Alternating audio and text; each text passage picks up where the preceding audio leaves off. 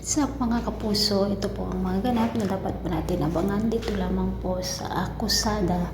Sa kasalukuyan ay nasa bilangguan itong si Ronnie dahil siya nga po ang suspect dito sa pagkamatay noon ni Joy at si Gian na testigo laban sa kanya.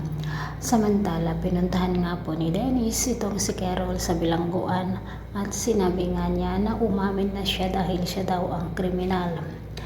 Nakapagsalita nga ng hindi mabuti dito si Ronnie dito kay Dennis dahil nga po hindi naman daw siya ang kriminal. Samantala, nagmamakaawa naman si Wilfred dito kay Carol na ibalik nila ang dati nilang pinagsamahan noon. Ngunit sinabi naman ni Carol na hindi na maibabalik ang pagtitiwala na minsan ay nasira na nga, lalo pat hindi man lang ipinagtanggol ni Wilfred noong nabilanggo si Carol dahil siya ang unang naging suspect dito sa pagkamatay ni Joy na asawa noon nitong si Wilfred, mga kapuso.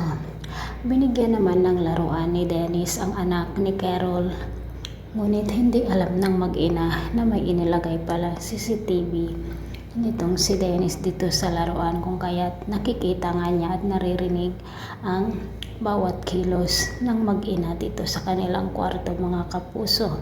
Napakagaling talaga itong si Dennis, no? Napakagaling ang kanyang utak.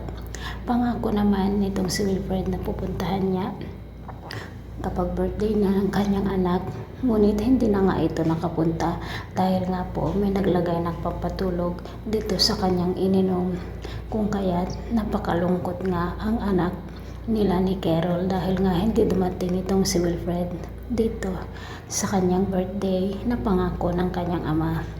Mga kapuso, ano kaya ang gagawin ni Carol kung mahulog ang loob niya dito kay Dennis na siya nga pala ang tunay na kriminal? Abangan po natin. Maraming salamat.